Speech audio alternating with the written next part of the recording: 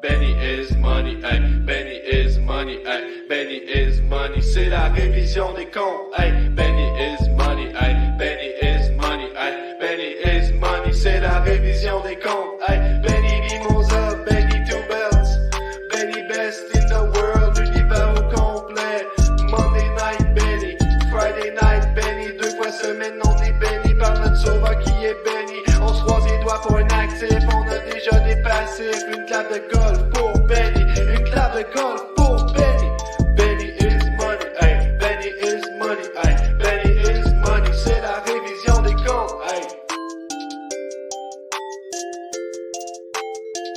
C'est la révision des comptes, hey.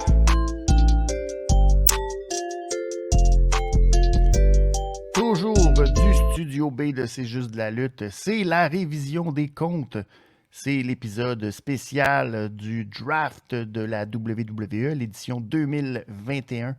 On revient ce soir sur tout ce qui s'est passé à Raw, les 6 rondes de sélection. Et d'ici la fin de cette émission, on aura probablement, on se croise les doigts, les sélections qui seront faites par la suite à Raw Talk.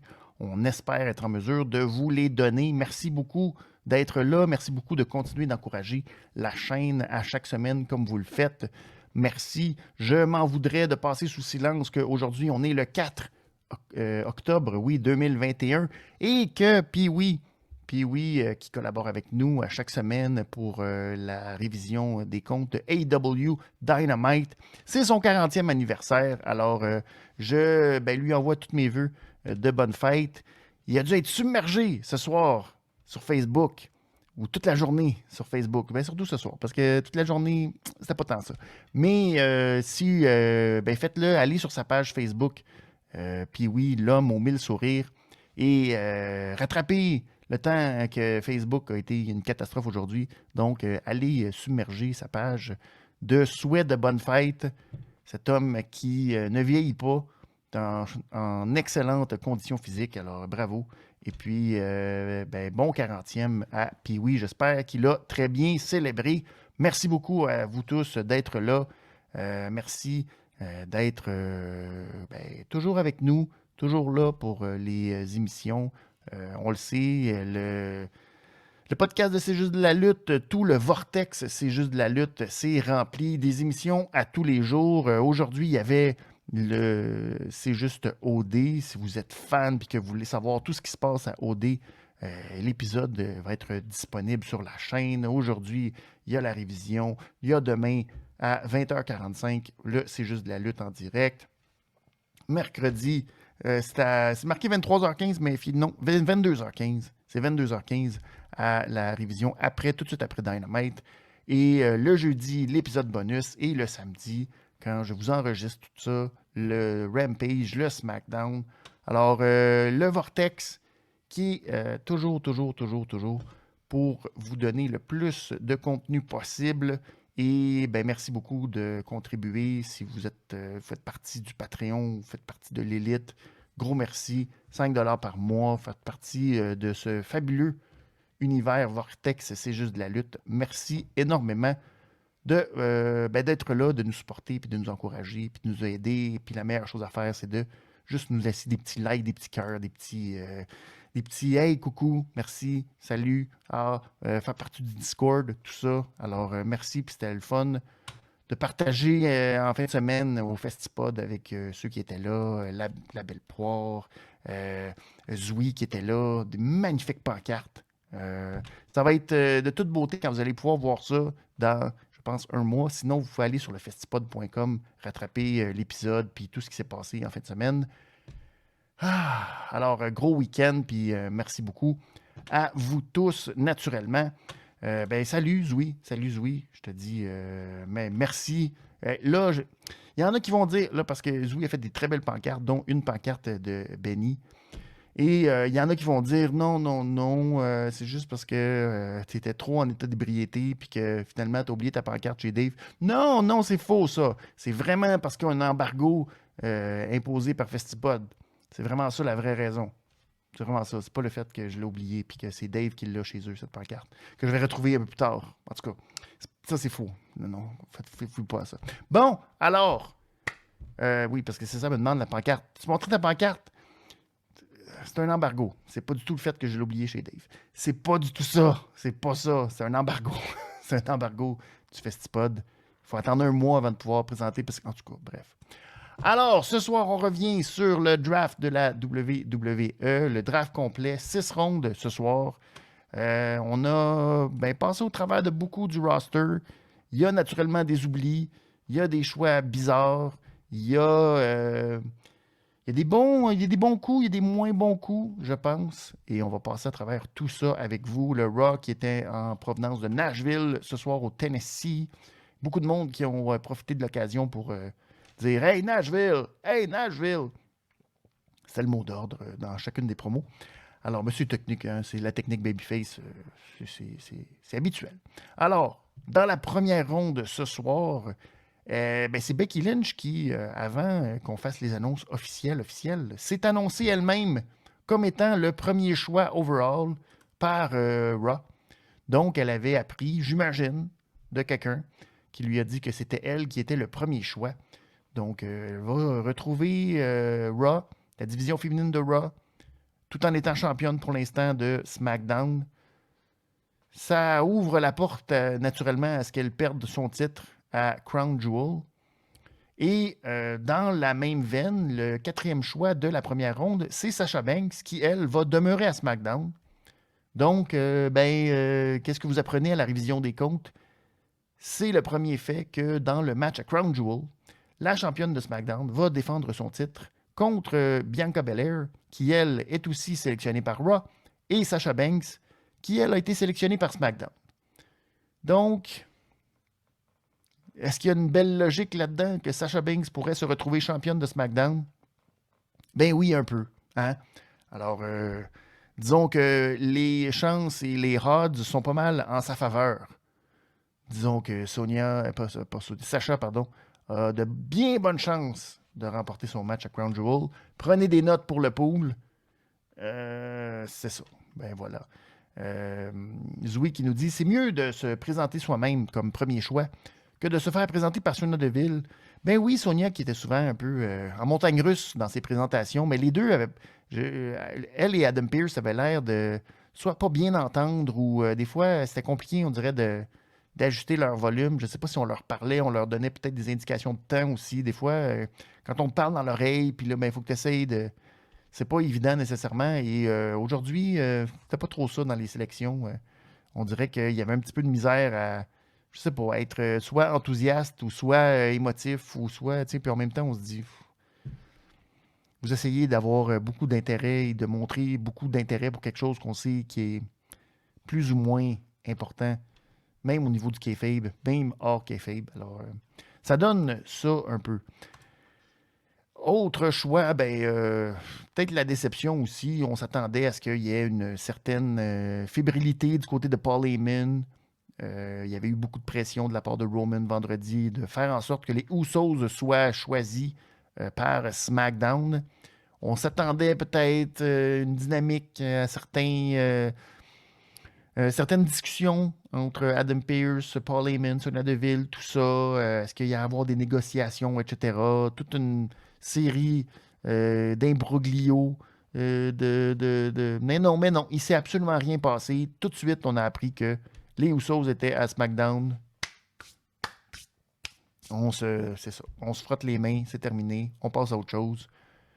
C'est un peu plate. Hein? Je suis obligé de dire que c'est un peu une occasion ratée, mettons, de rendre ce Raw-là plus intéressant et d'avoir une présence peut-être plus proéminente de Paul Heyman, qu'on puisse passer au travers de son parcours avec lui, de passer par une gamme d'émotions, d'avoir une certaine trame narrative à travers ce Raw, mais non, on a décidé d'y aller avec la façon la plus facile, disons ça comme ça. Donc, des Usos qui s'en vont à SmackDown. Bobby Lashley, lui, reste à Raw. On n'a pas malheureusement parlé du tout de Hurt Business, Cedric Alexander, Shelton Benjamin. Aucune sélection pour eux. Ne se retrouve pas dans les sélections officielles de Raw ou de SmackDown. Qu'est-ce que ça veut dire? On ne sait pas trop. Mais c'est un peu dommage parce que plus tard, ils se sont battus d'abord avec Goldberg. Et ils se sont fait planter par Goldberg assez rapidement. Et ben, la même chose par la suite contre New Day. Ils se sont fait planter très rapidement. Alors, toute la crédibilité acquise par la Hurt Business, qui avait été pulvérisée au mois de mars dernier, eh bien, on pensait qu'il y avait un renouveau et que ce serait intéressant. Mais non, on repart à la case départ. Alors, c'est un peu décevant. C'est un peu décevant. Honnêtement, rendu là, si tu veux nous donner quelque chose de crédible avec la Hurt Business, ben assume-le. Ça n'a pas de l'air qu'on veut leur donner de chance. Dans une division, là, on va en parler tantôt, la division par équipe à Raw. Pas sûr de ce qui va se passer de ce côté. Par la suite, on a eu la deuxième ronde. Et là, ben, qui dit Becky Lynch, dit Seth Rollins. Alors, on n'a pas non plus fait durer le suspense de ce côté-là non plus. Seth Rollins, qui lui aussi est repêché par Raw. Positif de cette sélection, il ne sera plus dans les jambes ou dans les mêmes sphères que Roman Reigns. Je pense que ça, c'est positif. Les fois où les deux se sont retrouvés dans les mêmes histoires, c'était un peu malaisant, comme s'ils ne se connaissaient pas, comme si c'était deux personnages complètement différents, qu'il n'y avait pas d'historique entre les deux. Souvent, Rollins a répété qu'il voulait être le champion, puis c'était étrange. C'était un peu... je sais pas, ça fitait pas nécessairement. Deux personnages dans les mêmes sphères, dans les mêmes tales, un peu gourous les deux. Donc, c'était une bonne chose de les séparer chacun. Ça annonce probablement que Rollins va être un des aspirants potentiels à Biggie, je pense.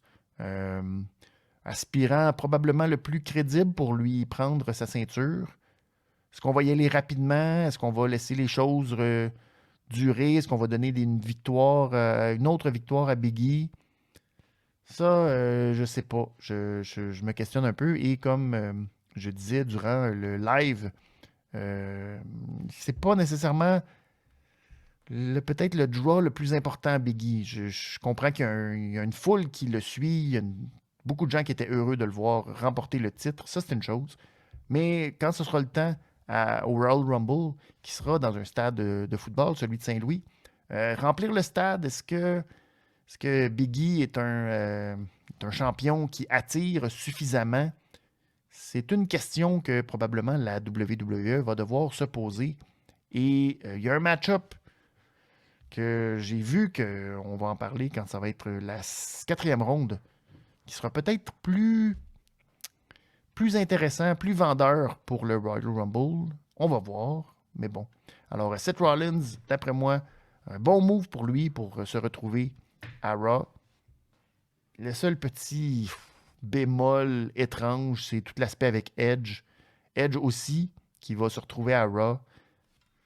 Ça veut dire quoi? Aujourd'hui, Seth Rollins a dit qu'il allait se débarrasser ou en fait compléter ce qu'il avait à faire avec Edge.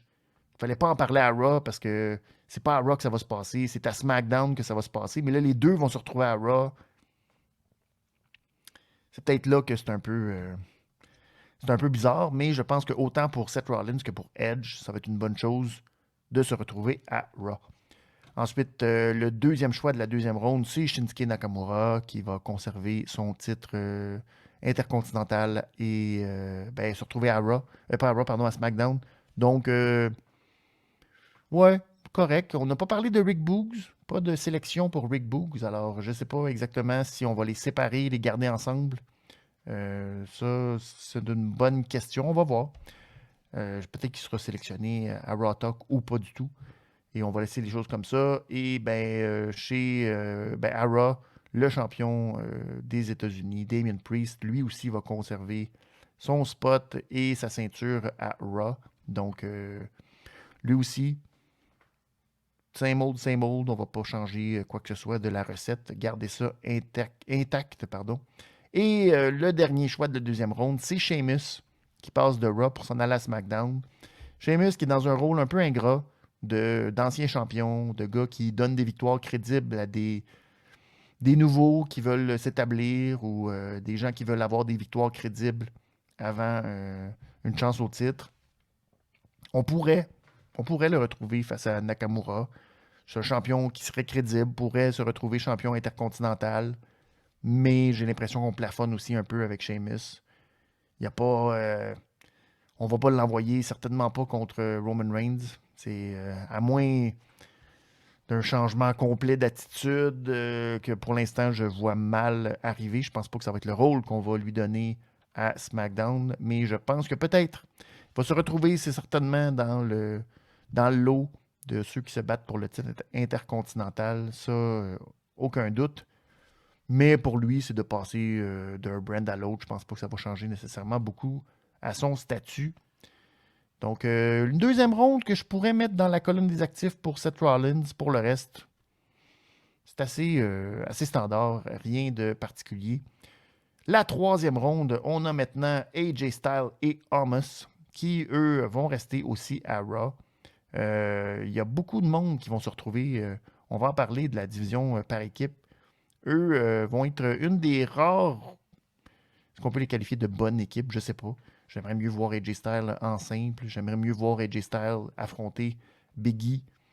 Pas Omos. Omos, même si on veut nous pousser que Omos est un adversaire incroyable et que personne n'est capable de battre Omos, j'espère vraiment pas qu'on va mettre Omos sur la route de Big E. Je pense pas que ce serait une bonne idée. Mais AJ Styles, Omos qui vont rester dans une division par équipe quand même un peu plus faible à Raw. Alors que de l'autre côté, à SmackDown, on va avoir New Day, on va avoir les Usos. Je suis pas sûr de ce qui va se passer à Raw, mais bon, AJ Styles et Omos vont rester là. Ensuite, il y a Shayna Baszler qui, elle, va retrouver SmackDown. Ça va être une addition intéressante, surtout avec le quatrième choix de la troisième ronde, pardon, ce qui est Xi Ali. Donc, les deux qui vont se retrouver à SmackDown. Donc, on va, avec la perte de Carmella, disons ça comme ça, et l'arrivée de Shayna Baszler et Xi Ali, peut-être que SmackDown va monter de niveau, nous donner des matchs plus intéressants que des combats dignes des divas qui se mettent un peu de vêtements et qui font des matchs un peu ridicules. Alors, peut-être qu'on va un peu rehausser le niveau des combats à SmackDown. Donc, ça va être intéressant. Bien hâte de voir Xi Ali sur le main roster, ce qu'on va faire avec elle, puis si ça va être mieux que Rhea Ripley. On peut en passer un paquet de lutteuses. Shayna Baszler, la première, qui n'ont pas eu... ont eu un certain succès sur le main roster, mais on ne peut pas dire que c'est excellent. Il y a Bianca Belair qui s'en sort très bien, qui fait un bon boulot pour l'instant. C'est pas parfait. Elle a quand même perdu en 26 secondes à SummerSlam, il ne faut pas l'oublier. Mais quand même, on peut dire que il y en a qui ça a bien été sur le roster féminin. Il y en a que c'est pas tout à fait ça. Je sais pas, on va voir ce que ça va donner, mais je pense qu'on peut être quand même optimiste pour Xi Ali. Pour Kevin Owens, maintenant, le troisième choix de la troisième ronde. Ben, Kevin Owens qui réussit, pendant que je suis en train de m'étouffer, donnez-moi une seconde.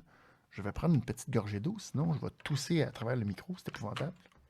Alors, ça a été une longue soirée quand même. On est à 3h40 de podcast, c'est pas rien. Ah, voilà, ça fait un peu du bien, boire un peu d'eau. C'est un bon conseil, ça, prenez de l'eau. Ah, bon, je suis en train de... J'en pleure de l'œil. Une chose, ça, mon œil. Je fais un aparté parce que je vais couper ça du montage. Mon œil, j'ai un œil qui coule. Pas qui coule, non, il coule pas. C'est bizarre, ça. En tout cas, c'est bien compliqué. Mon œil, il coule pas. Puis là, des fois, il coule. Puis t'es comme, pourquoi il coule? Il coule pas. En tout cas, c'est bien compliqué, tout ça. Bref, on revient à Kevin Owens qui, lui, n'est jamais exclu dans un draft ou dans un shake-up. On le fait toujours changer de brand. Alors, on a respecté la règle. Kevin Owens qui va se retrouver à Raw. Et là, dans sa première assignation ce soir, a été interrompu par Akira Tozawa et il lui a fait un stunner. Ouais. Alors, je sais pas. Est-ce que les jours de Kevin Owens sont comptés? Je sais pas. J'ai hâte de voir. Ce qu'on va faire avec ça. Je peux pas dire que c'est super. Je peux pas. Je sais pas. On sait pas. Et peut-être que. On va voir comment ça augure. On peut pas dire que c'est super positif, mais au moins il a respecté la règle. La même règle qui s'applique à The Miz, mais là, The Miz, lui, est à Dancing with the Stars. Et à cause de ça, ben, on n'a pas vu The Miz être sélectionné dans ce draft. C'est malheureux. Il n'a pas respecté la règle de changer de brand. Mais là, Corey Graves avait l'air de parler de... Est-ce que Kevin Owens, avec son talk show, allait outshine le talk show de Miz, puis que ça allait faire une rivalité entre les deux, etc. Puis tout. Parce que c'était pas clair. Alors, on va voir où ça s'en va, tout ça. Mais bon, pour l'instant, on ne peut pas encore être super positif pour Kevin Owens à Raw. Quatrième ronde, maintenant, on a Street Profits qui viennent rejoindre Bianca Belair, naturellement, à Raw. Puis là, ben, c'est là qu'on peut parler un peu de la division par équipe de SmackDown qui, elle, va retrouver les Viking Raiders. Est-ce qu'eux, finalement, pourront retrouver un peu de lustre qu'ils avaient perdu? Ils se battaient avec Reggie tantôt pour le titre 24-7. C'est un peu niaiseux. Alors, on leur souhaite d'avoir au moins un affrontement pour les titres contre les Usos, j'espère. Des affrontements contre New Day qu'on a certainement déjà vus, mais au moins, il y a peut-être ça de positif. Il y a, si on ajoute Mustafa Ali, Mansour, c'est une autre équipe qu'ils peuvent faire un peu, faire des choses intéressantes. Est-ce que Street Profits va se retrouver à pas grand-chose? Il y a Otis et Gable dans la division de Raw. Il y a RK Bro, il y a Homos et AJ. Mais ça reste mince quand même. Il n'y a pas beaucoup d'équipes intéressantes à suivre à Raw. Je ne sais pas où ça s'en va. Puis en même temps, si on pense à Dirty Dogs qui vont être repêchés par Raw, probablement. Dirty Dogs, les Alpha Academy, Street Profits, c'est des équipes qu'on a vues très... Oh, les Mysterio aussi. Les Mysterio qui vont se retrouver à Raw. C'est des équipes qu'on a vues vraiment souvent s'affronter à SmackDown dans les dernières semaines. D'envoyer tout ce monde-là à Raw, je suis vraiment pas certain que ça va aider. Même s'ils font des bons matchs, à un moment donné, c'est hyper redondant. C'est vraiment pas ce qu'on peut dire être un shake-up. Puis c'est vraiment juste prendre la même affaire puis envoyer ça de l'autre bord puis faire comme si on était capable de faire du renouveau. Pas certain, je ne suis pas hyper positif pour la division tag team en tant que telle de Raw. Plus positif avec la division tag team de SmackDown, je pense. En tout cas, à première vue, ils ont l'air d'avoir une division plus intéressante. Alors, on va espérer que les deux soient capables de briller, de faire des bons matchs. Mais au niveau du booking, je ne suis pas sûr que c'est un grand succès de repêchage. Le troisième choix de la quatrième ronde, c'est Finn Balor. Un choix peut-être un peu tardif, mais en même temps, Finn Balor, très bonne acquisition, je pense, pour Raw. Je pense que c'était aussi dans son intérêt de se retrouver à Raw. C'est, quand on parlait tantôt de potentiel match important au Royal Rumble, je pense que Finn Balor, Seth Rollins, avec l'historique qu'ils ont, ce serait probablement très intéressant de les voir se retrouver dans le match au Royal Rumble, les deux pour la ceinture de Raw. Je pense que probablement que Seth Rollins est en voie d'aller chercher le titre à Biggie. C'est ma prédiction. Et que Finn Balor, ce serait un excellent adversaire. Si ce n'est pas au Royal Rumble, peut-être de voir Finn Balor remporter le Royal Rumble et d'affronter Seth Rollins à WrestleMania. Pourquoi pas? Je pense qu'ils ont le potentiel de faire d'excellents matchs en main event de pay-per-view. Après, quelle décision on va prendre? Peut-être qu'on va attendre, je ne sais pas. Mais sinon, je vois mal l'utilisation de Finn Balor. C'est sûr qu'on ne l'enverra certainement pas pour le titre américain. Ça me prendrait énormément. Donc, puis je ne vois pas non plus en équipe. Donc, probablement le mettre sur le back burner un peu et attendre peut-être l'affrontement de Biggie et Seth Rollins et le voir revenir. Je pense que ce serait une bonne idée. Le dernier choix, ben, c'est Ricochet. Le Ricochet, le quatrième choix de la quatrième ronde.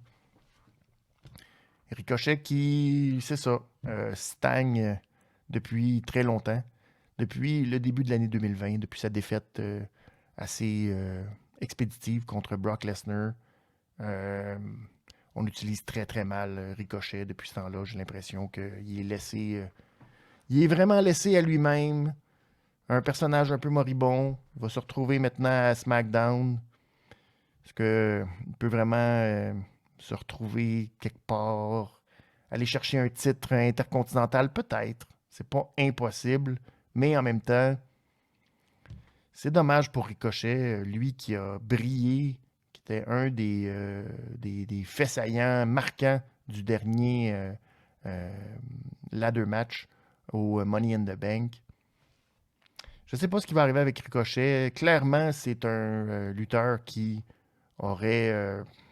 c'est dommage à dire, on n'aime jamais ça, être aussi drastique, mais il y aurait vraiment intérêt à se retrouver à All Elite Wrestling parmi un style de lutte et un paquet d'autres lutteurs qui sont plus proches de le faire briller puis de le faire bien paraître que ce qui se passe présentement à la WWE. On ne peut pas dire que Ricochet est mis de l'avant et ni est considéré par la direction de la WWE.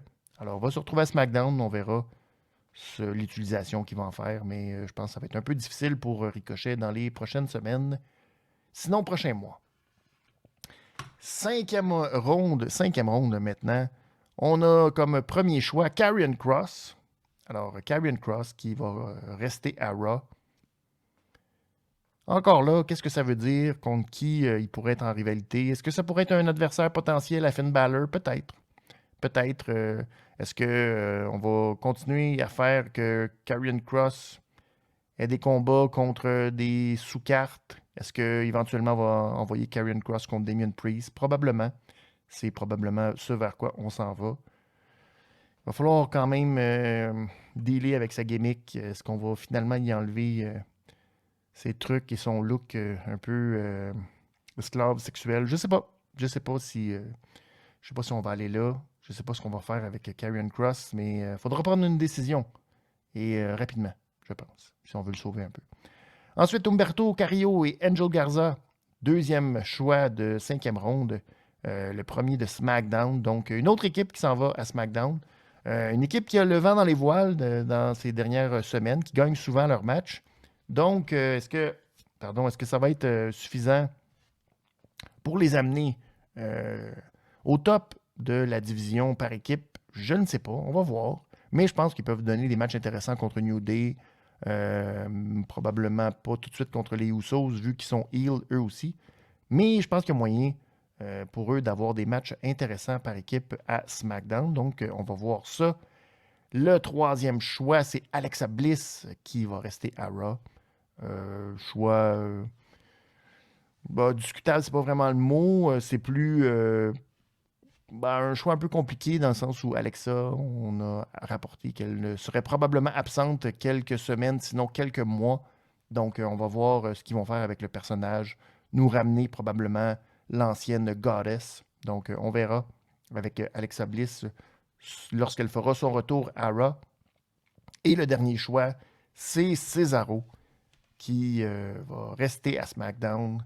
Et je trouve que malheureusement, un peu à la manière de Finn Balor, c'est quelqu'un qui aurait mérité ou probablement profité du fait de changer de brand. Là, c'est un peu bizarre de laisser Cesaro à SmackDown. Je vois mal qui il pourrait affronter. Je vois mal où on va amener Cesaro dans les prochaines semaines. Il ne reste pas vraiment grand monde contre qui il pourrait se retrouver. Sheamus, on s'entend qu'on a fait le tour depuis très longtemps d'une rivalité possible contre Sheamus. Ça va être mince. Le main event de SmackDown, pas grand monde super intéressant pour bâtir avec Roman Reigns. Et on a déjà fait le tour avec Cesaro. Il n'y a pas grand... je sais pas. Je vois mal qui va se retrouver. En tant que heel, il n'y a pas beaucoup de heel très très forts à SmackDown. C'est mince. Honnêtement, c'est vraiment mince. Je sais pas. J'ai hâte de voir ce que Cesaro va être capable de... Peut-être un heel turn, puis un affrontement contre Drew McIntyre. Je sais pas. C'est possible, mais il n'y a pas grand monde. Pas grand monde disponible chez les heels. Il y a Zoui qui nous dit, plus je regarde AEW, plus je trouve que la WWE devrait Le projet des factions. Oui, d'avoir plus de factions à la WWE. Oui, probablement. Ça fait plus de lutteurs et ça fait plus avancer les histoires de tout le monde. Ben, c'est ça, à un moment donné, qu'à force de tout le monde être tout seul, ben, surtout avec le roster, malheureusement, de la WWE, qui est beaucoup plus petit que celui de All Elite, ben, rapidement, on fait le tour. Rapidement, c'est les mêmes personnes qui sont mis de l'avant et rapidement, ben, on a eu les mêmes match-ups. Et souvent, pour nous amener à une confrontation pay-per-view, ben, on a eu le match quelques fois. C'est l'espèce de principe du contender suivi du principe de bah, là, si tu bats le champion, tu as peut-être une chance au titre. Ça donne ce que ça donne, malheureusement. Et là, ben, avec le peu de nouvelles acquisitions, avec le peu de nouvelles recrues de NXT qui font le saut, ça donne un roster qui, malheureusement, a rapidement fait le tour. Un roster qui se renouvelle pas, malheureusement. Donc, si on veut pas, la WWE depuis des années ne veut pas trop faire de factions. Hurt Business, qui pourtant semblait être un succès, semblait être très populaire. Il n'y en a pas. Ça a été super compliqué. Ils n'ont pas voulu en faire plus. Ils n'ont pas voulu mettre ça plus de l'avant. C'est probablement une idée qui devrait être plus poussée. Avoir un groupe aussi fort que la Bloodline, par exemple. Mais c'est compliqué. T'sais, même New Day, qui est un groupe facile à booker ensemble, qui n'a aucune raison pour laquelle on ne devrait pas les avoir tous ensemble sur le même show. Même ça, c'est compliqué. On ne veut pas laisser New Day ensemble. C'est une mentalité. Eux, c'est leur mentalité de faire les choses de cette façon-là. Je ne suis pas certain que c'est la meilleure des choses pour tout le monde, mais bon. C'est pas moi qui décide, c'est eux autres qui décident. Alors, nous autres, on constate, puis on voit ce que ça donne et que plusieurs personnes stagnent, malheureusement, sur le main roster, peut-être un peu à cause de ça. 6e ronde, maintenant, la dernière ronde officielle de Raw. Le premier choix, c'est Carmella. Donc, Carmella qui devient la dernière lutteur, tout genre confondu, à changer de brand. Elle qui était depuis 2016, depuis le repêchage de 2016, toujours avec SmackDown. Donc, elle était la dernière avec Daniel Bryan à ne pas avoir quitté SmackDown depuis 2016. Eh bien, c'est terminé. Carmella est maintenant à Raw. On n'a pas parlé de Liv Morgan. À moins que je me trompe, j'ai pas vu passer Liv Morgan dans les sélections. Peut-être qu'elle a été sélectionnée, puis là, ben, peut-être que ça... Je vais mettre un bémol là-dessus, mais il me semble que je ne l'ai pas vu passer. Qu'est-ce qui va arriver? Je ne sais pas trop. Mais Carmella qui va être à Raw, elle aussi. Dans quel rôle? De quelle façon? C'est pas la division féminine de Raw. Il va y avoir Becky Lynch. Il va y avoir Bianca Belair. Après, c'est mince. Honnêtement, on n'aura pas une grosse division féminine. C'est une autre division qui pourrait peut-être être mis de l'avant si on décidait de ne faire qu'une seule division et qu'on décidait de mettre de l'avant la lutte en simple d'un côté d'un brand et la lutte par équipe sur l'autre brand. Je pense que ce serait plus efficace que d'avoir 2 divisions avec un groupe quand même qui n'est pas énorme, qui se battent pour 2 ceintures. C'est pas... je sais pas trop, mais Carmella, malheureusement, se retrouve dans une situation où tu es un peu... Ben déjà que son personnage, c'est pas ça. Hein? C'est un personnage d'une autre époque. Et je pense pas qu'elle va très loin avec ce personnage-là. Au moins, le positif pour elle, c'est qu'elle retrouve Corey Graves. Donc, ils pourront faire la route ensemble. Tant mieux. Le deuxième choix de cette ronde, c'est Ridge Holland de NXT. Moi, je ne suis pas assez familier avec NXT. Je suis d'un œil très distant NXT. Donc, j'ai un peu Ridge Holland, mais sans plus. Donc, on va voir son utilisation sur le main roster. Est-ce que ce sera une bonne utilisation? Est-ce que ce sera un bon call-up pour lui? J'ai hâte de voir, mais malheureusement, avec NXT, on a souvent des mauvaises surprises. On a beaucoup d'espoir. Puis finalement, ben, ça vire souvent pas très bien. Il n'y a pas beaucoup de beaux exemples de lutteurs de NXT qui sont montés sur le main roster puis qui ont connu le succès attendu. Alors, on va voir pour lui. Le troisième choix de la 6e ronde que j'ai pas particulièrement apprécié, c'est celui de Gable Steveson, le champion olympique, qui, à mon sens, avait dit récemment qu'il prendrait un peu de temps avant de se retrouver à la WWE, même à NXT. C'est vrai qu'on avait dit que c'était pas certain qu'il passe par NXT, etc. Là, on va l'amener directement à Raw. Dans combien de temps, je ne sais pas. Est-ce que vraiment il sera là dans la prochaine année? Est-ce que c'est pas lui mettre beaucoup de pression que de tout de suite parler de lui, de tout de suite le repêcher comme ça? J'ai l'impression qu'on veut lui mettre beaucoup d'étiquettes sur le dos, beaucoup de références à Kurt Angle, du fait qu'il soit champion olympique, etc. C'est beaucoup de pression pour quelqu'un qui n'a pas l'expérience de la lutte professionnelle. Je sais pas, j'ai hâte de voir comment son développement va se dérouler.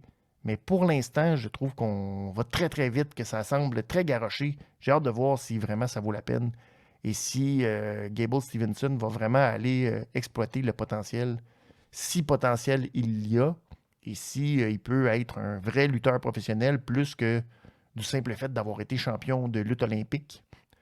C'est ce qu'on va voir, mais je peux pas dire pour l'instant que je suis hyper enthousiaste à l'idée de voir Gable Steveson, oui, ne pas faire l'erreur que Baron Saxton n'arrêtait pas de faire de Gable Stevenson. C'est pas Stevenson, c'est Steveson, pas de N.